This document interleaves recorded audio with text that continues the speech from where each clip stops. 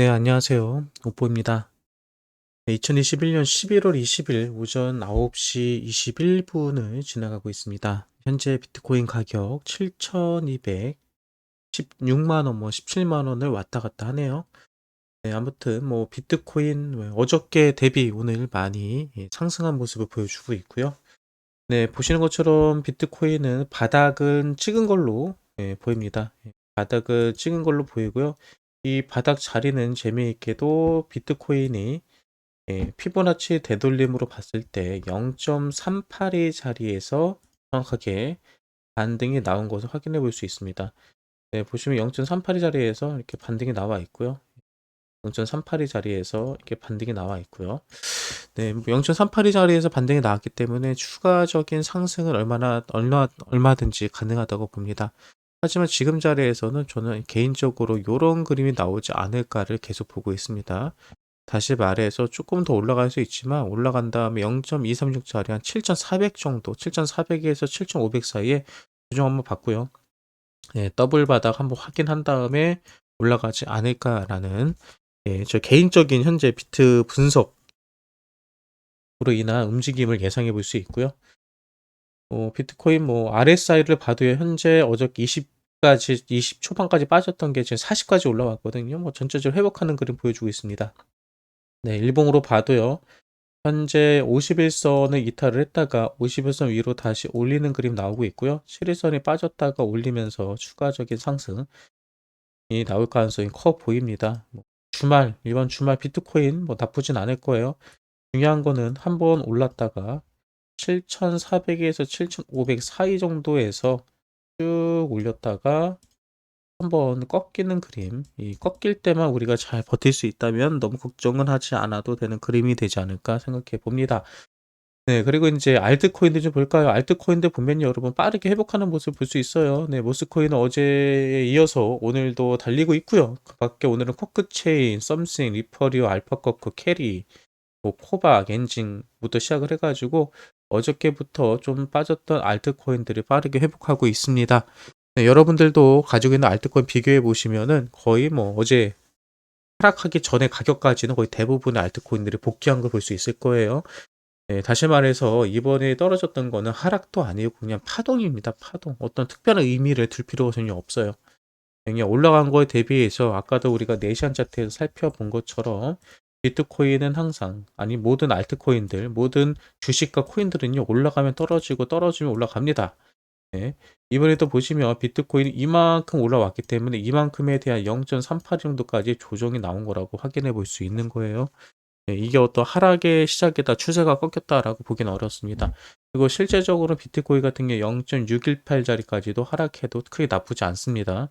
얘가 이제 빠졌다 가는 것도 나쁘지 않아요. 그러니까 지금 따지는 거에 대해서 하락이라고 보실 필요 전혀 없습니다. 그리고 알트코인들이 비트코인 대비 더 잘 오르고 있으니까요. 그 부분에 있어서도 너무 신경 쓰지 마세요.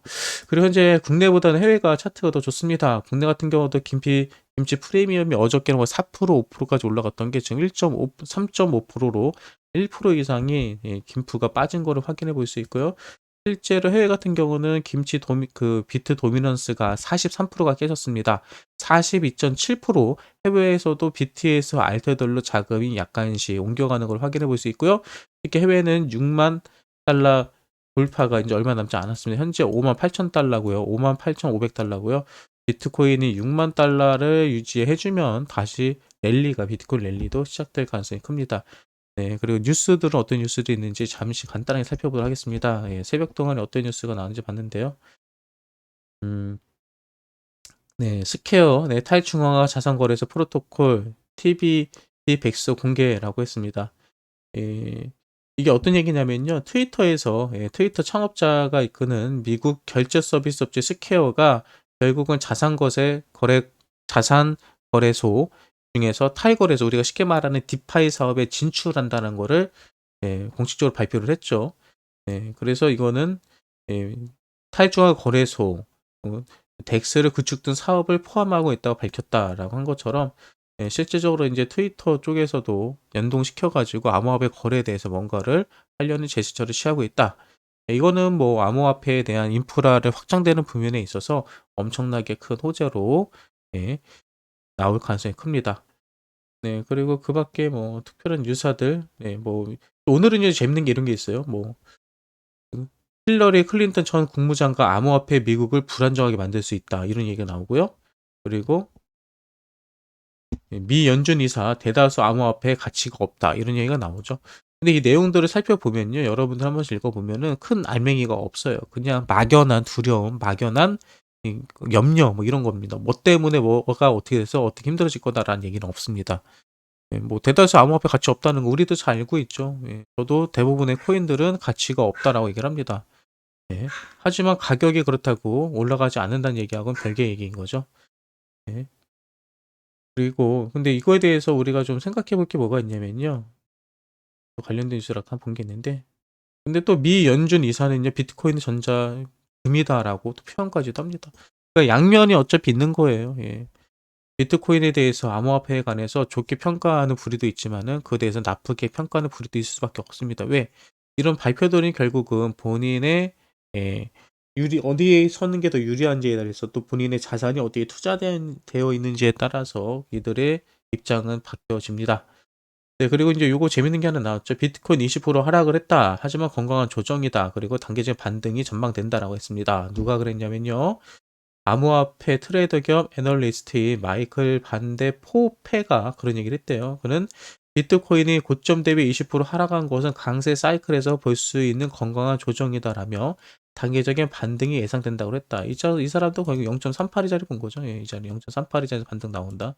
비트코인 약세가 지속되면 48,000달러에서 50,000달러가 떨어질 수도 있지만 이 정도 낙폭은 강세장이 끝났다고 볼 수 없다. 다시 말하죠. 제가 계속 말하는 것처럼 지금 자리에서 58,000달러까지 50,000달러까지 48,000까지 떨어져 봤자 이거는 차트적으로 봤을 때는 얼마든지 반등이 나올 수 있는 0.618 자리까지 내려오는 자리다. 이거 걱정할 필요 없다라고 하고 있는 거죠. 이거는 건강한 조정입니다, 지금 여러분. 그리고 그 건강한 조정도 인제 거의 다 끝났다라고 생각이 돼요. 다시 말해서 지금 자리 너무 걱정할 필요 없다는 겁니다. 네. 그리고 런던 하드포크 이후 40억 달러 규모의 이더리움이 소각되었다. 아시는 것처럼 이더리움 같은 경우는 전송을 하거나 스마트 컨트랙트 계약이 실행이 되면은 가스비라고 해서 이더리움이 소유가 됩니다.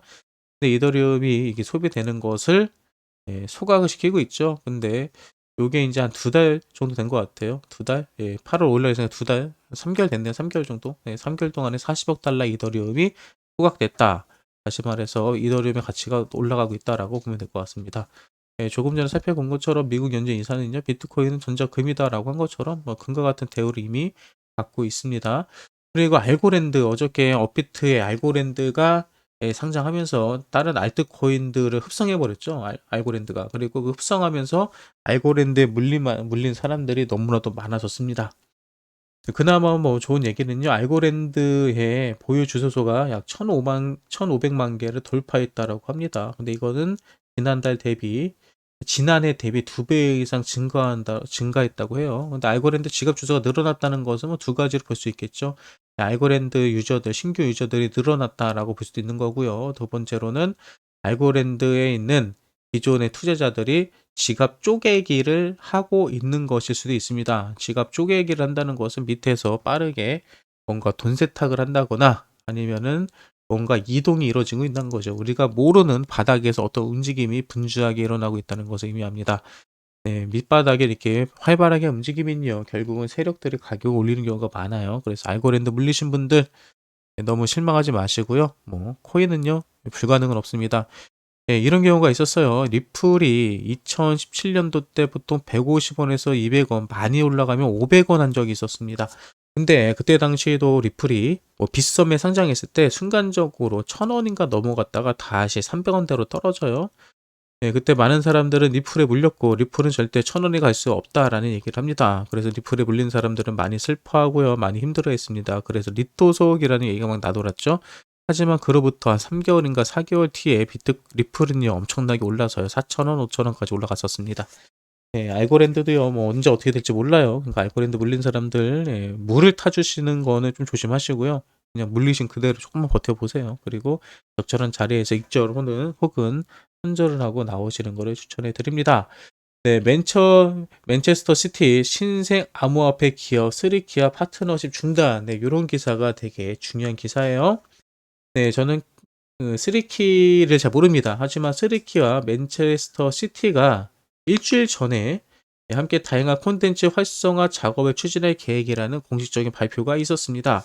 하지만 불과 일주일 만에 바로 파트너십을 중단한다고 발표했는데요. 그 중단의 이유는요, 바로 예, 4명의 쓰리키 임원에 대한 신원이 확실하지 않은 상황이다. 쓰리키의 실존 여부에 대한 추측의 난무가 있다고 설명했습니다. 재밌지 않으세요? 맨체스터 시티와 같은 곳에서 예, 암호화폐 관련 업체와 계약을 맺었는데 지금에 와서 일주일 만에 우리는 얘네들을 믿을 수가 없다라고 나오는 거죠. 뭔가 내부적인 문제가 있었다는 거죠. 많은 돈을 제시를 했을 거고요. 네, 그리고 이 프로젝트에 문제가 있다는 거죠. 다시 말해서 이 암호화폐 같은 경우는 아까 전에도 실체가 없다라고 얘기했잖아요. 저도 한 99% 정도는 암호화폐가 쓸모없다라고 생각을 합니다. 네, 그리고 그 암호화폐는 결국은 마케팅에 전념을 하고요. 또 마케팅을 해서 가격을 어떻게 상승시킬 것인지에 대해서만 관심을 갖고 있습니다.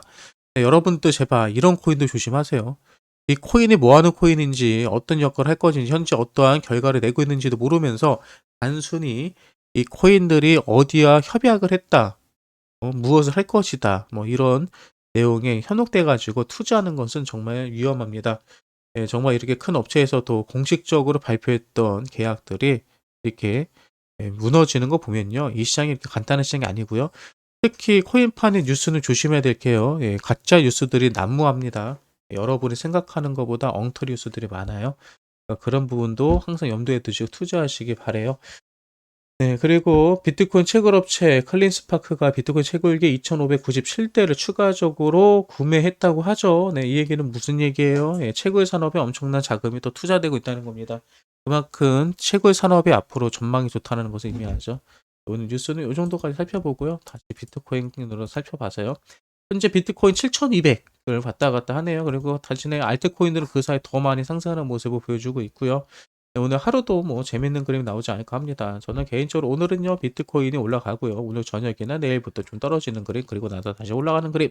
네, 이렇게 보이기 때문에 여러분도 예상하시고 대응하시기 바랍니다. 오늘 아침 비트코인 뉴스 브리핑을 여기서 마치도록 하고요. 네, 오늘 오전 방송 없습니다. 오늘 점심 먹고 방송할게요. 지금까지 오프였습니다.